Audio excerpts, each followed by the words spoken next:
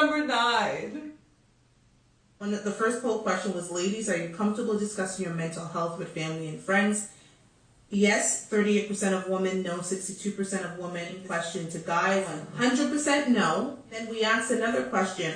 What's your biggest issue discussing your mental health? My biggest issue was that it wasn't talked about, but it is now, so I'm happier. Judgment.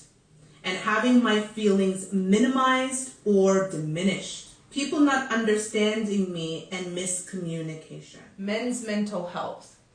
Yeah. It's an issue that I think fellas need to, myself included especially, we bear a lot, man. And outside of your homeboys, like, and I ain't talking about like just dudes you kick in with and drink beers with and stuff. I'm talking about like your actual friends, like that you can confide in, that kind of know about your life, those type of situations. You have them as an outlet, but then even that has its limit. Mm-hmm. You know what I mean? So who do you talk to about the stuff you can't talk to your boy about? And that's where your partner. No, absolutely not. I don't get that. I don't. Please explain to me. No, this is not even funny. Like I don't find it funny because I don't understand. Your woman can't be your therapist. Is that simple Why enough? is that? But then what are we supposed? Why do you want to be? You? You're not supposed to.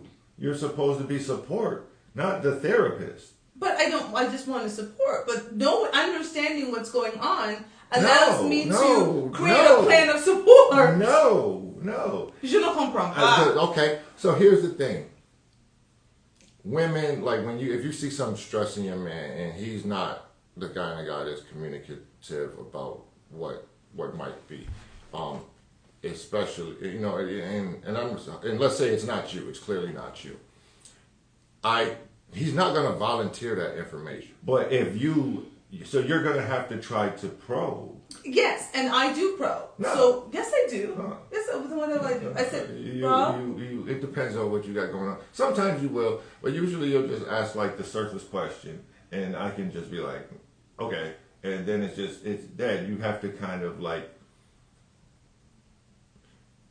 you have to almost get it out of him sometimes, some of the things that's really, really bothering him, because again, he's never going to volunteer that information. Okay, so but if you're asking, he might give you clues as to what is by. He's not going to pour his soul out to you. I don't ever recommend a guy pouring his soul out to his girl, because she can't be your therapist, because you're not impartial.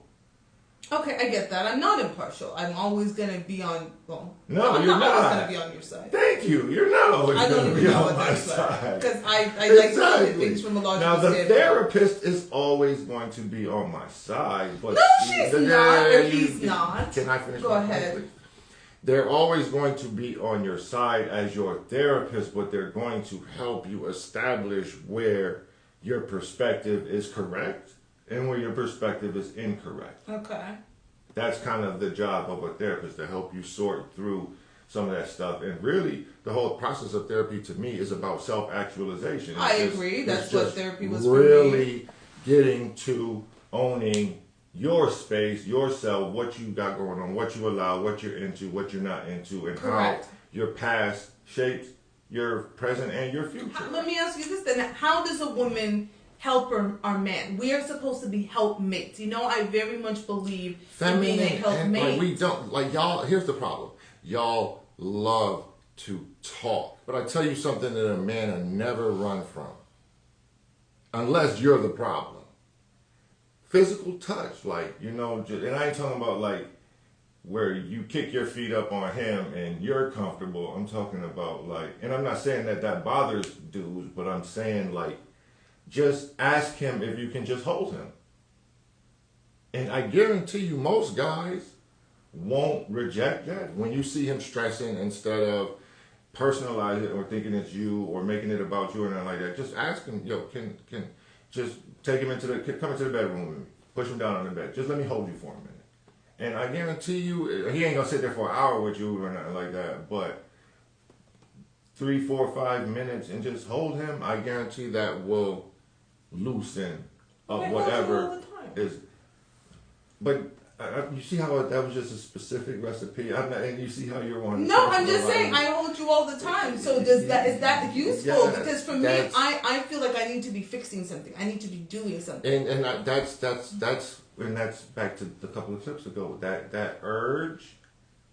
You can't make his life better other than by being you and doing feminine stuff and being his woman. Like what you want to show up and help him fight these niggas or something like that? Like why are we fighting anybody? But that's what I'm saying exactly. Like you know what I mean? Like what you're not gonna help him slay the dragon. You're not, and you know you're not. Okay. And you can think you can be like. Yes, I'll be your co-dragon slayer. No, you're not. You cannot save him.